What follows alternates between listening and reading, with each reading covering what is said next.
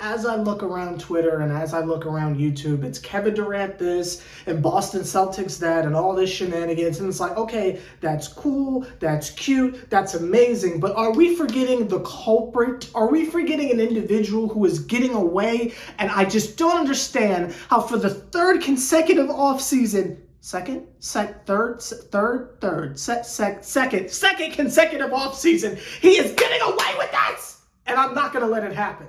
Now, maybe a bunch of other individuals are going to get away with it, and they're going to let that man just scurry off into the sunset, and we're going to ignore it. We're going to let the KD thing just overshadow it. Kyrie's committed. We're going to let all that go down, and we're not going to address the elephant in the room. Personally, I think it's because the kid, young seven man, don't get the love he deserves in the net streets. When it comes to the streets of the WNBA, they know about the kid. You feel me? They know about the kid, young seven man. If I went back across the bridge, they know about the kid. But something about being with the Nets, it's like I don't get the credit I deserve. I don't get to cash in on the clout. Nets Republic is here. Name another triple OG putting in as much work as me. Now, yes, it's the off season, and I ain't really posting much. It's because I'm with the WNBA. But I feel like the kid don't get the credit he deserves. But that's not here or there. Enough of me. Steve Nash. How? And again, I don't know how everyone else is just letting this go and I have to be the one that has to bring it back up, but let little old underground me do it. How is Steve Nash getting away with this again? Now, yes, it is very distracting, the Kevin Durant stuff. And is he actually going to show up for training camp? And is he going to pull a Ben Simmons? Or does he really just love to hoop so bad he's just going to ignore it? There's a bunch of things that are distracting us. Could he be going to the Celtics? How nasty that would be. He's a cupcake, blah, blah, blah, blah, blah. I understand that's distracting. If you ask me, the Kyrie Irving stuff is done. That man said he's coming back. It's a wrap. It's done. He already backtracked everything. He's not going anywhere. I feel like that part is done. I don't know why we're still speculating that Lakers shenanigans. That man said he's coming back. And if we're going off of his word or what the rumors are saying, this one time I'm choosing to go with what Kai is saying. I might look like a fool, but it is what it is. But through all the shenanigans, all the Ben Simmons workout highlight tapes and all the Dwight Howard pipe dreams, y'all bringing back that throwback stuff now. Like, I understand it. The speculations of are we getting the white Basquiat jerseys, I understand. But y'all are forgetting about Steve Nash. Now, one thing I have been noticing covering the WNBA this summer, specifically with the Atlanta Dream, I've been noticing from our coach, Coach Wright. There's a pair of Kyries over here that is going to just make me just break my neck. Should I? I'll show you.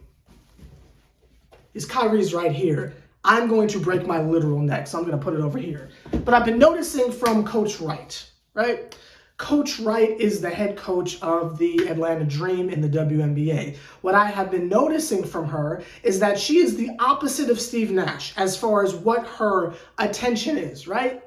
Her attention is defense, right? Defense this, defense that, but they have the same type of general flaw. And what that general flaw is, they don't draw plays. They just let the offense be so incredible that the situation will handle itself. Now, if you ask me, Ryan Howard, who is the #1 overall pick that Atlanta selected this year and will be the Rookie of the Year, the politics, and listen, the fix is in, fellas. The fix is in, but that's not here or there. It's female KD. To me, that's like watching KD. So I've been seeing KD all year long. The party never ends. Shout out to Juice. I've been seeing KD all year long. And it's the same type of situation where it's like Coach Wright just says, give Ryan the ball, and then just kind of stand back and let everything handle itself. Doesn't that sound a teensy bit familiar to y'all? Don't that sound like Steve Nash? Give KD the ball and everyone just get out the way. I mean, even Kyrie Irving and his infinite wizardry fell in line with that ideology on offense towards the end of the playoffs. Just give KD the ball and get out the way. And we saw what happens when we do that against the really, really good teams. We actually saw it all year, but we just didn't acknowledge it. There was a lot of other distractions afoot, but I could have told you, and I've actually been trying to tell y'all for the longest time, what's good with Kevin Durant. The man's amazing. The man is an offensive titan, whatever you want to call him. Awesome sauce. Best offensive player ever, allegedly. Sure, why not?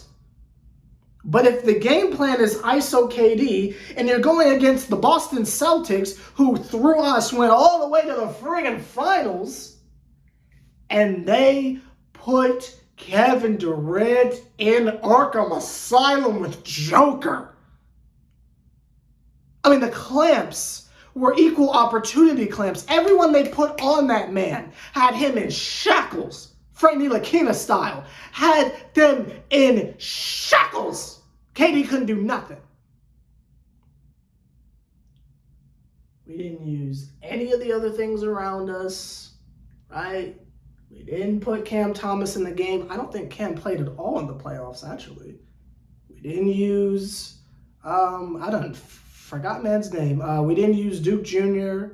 I don't remember seeing any Day'Ron Sharp minutes. Claxton barely played. You know, they don't run any plays for him.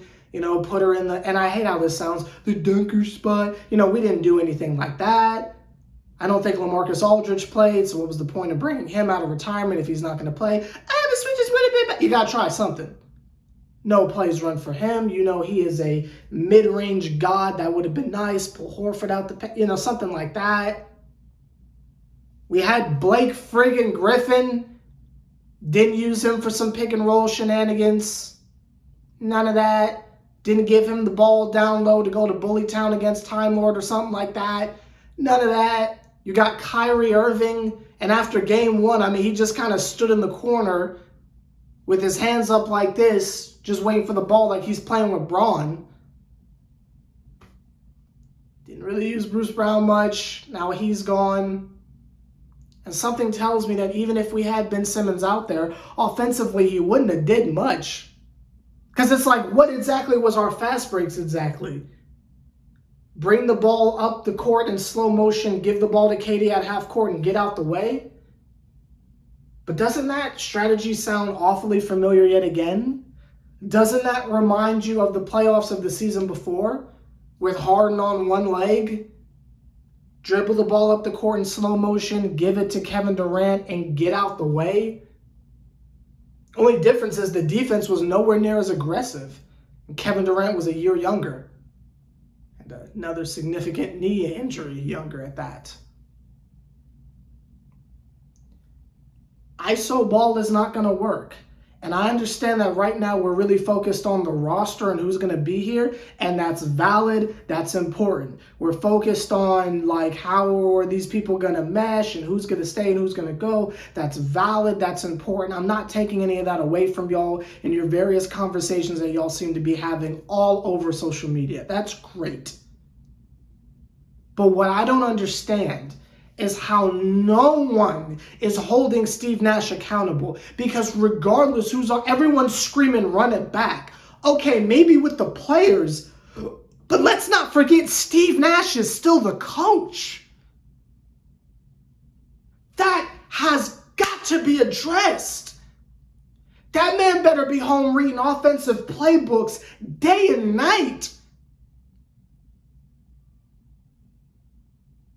I was going to make a reference over to that song. I just don't know the clean version. Day and night. I don't know the clean version of that, so I can't make that reference. But y'all know what I was going for. But that's not here nor there. Steve Nash is coming back the exact same Steve Nash he was, which is not going to cut it. And again, I'm watching Tanisha Wright do it right now on the, almost said the Hawks. I'm watching them do it right now on the Dream. It doesn't work. You can't just run ISO plays and just think that's going to do, it's just not going to work. That's not how basketball works. It doesn't matter if you have LeBron, it doesn't matter if you have Michael Jordan, it doesn't matter if it's Kareem, if it's Larry Bird, it doesn't work. Kevin Durant, Paul Pierce, Paul George, it could be Kevin Garnett, it could be Darren Williams, it could be fill in the blank, whoever it is, Carmelo Anthony, Allen Iverson. It doesn't matter who's on the team. We could find a way to get that man to escape the grind and throw in Damian Lillard, right? It could be we win the Donovan Mitchell sweepstakes. It doesn't work. ISO ball does not work. And if there is any fan base who should understand that, it should be the fan base that had prime friggin' Jason Kidd. Am I wrong?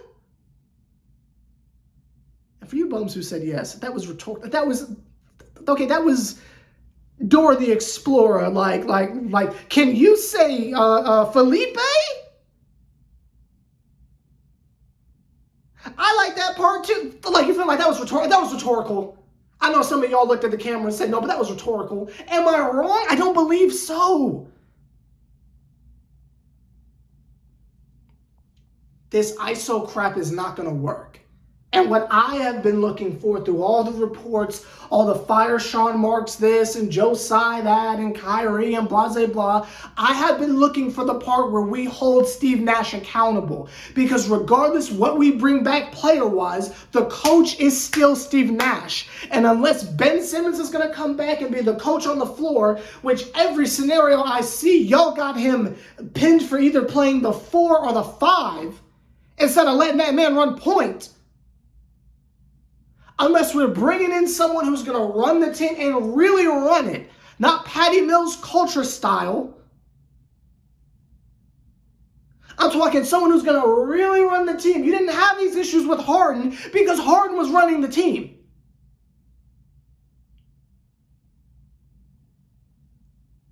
If we don't have someone that's going to run the team as far as X's and O's, and God, I hope that's Ben Simmons. I hope he's starting point guard. I know that's going to mess up a lot of people's pie charts or projections or whatever you got going on. But God, I hope Ben Simmons is a starting point guard. Because if we are leaving this up to Steve Nash for another year, I don't know what y'all think is going to change. Let's not forget Steve Nash is still the coach and is getting away with it again.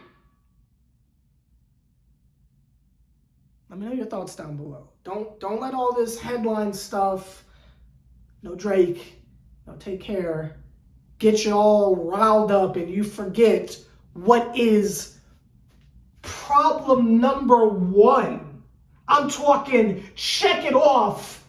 Priority number 1 when it comes to the Brooklyn Nets. It's get Steve Nash out of there. Or at least bring in some assistant coach that knows what they're doing, that Steve Nash is willing to listen to. Don't forget that.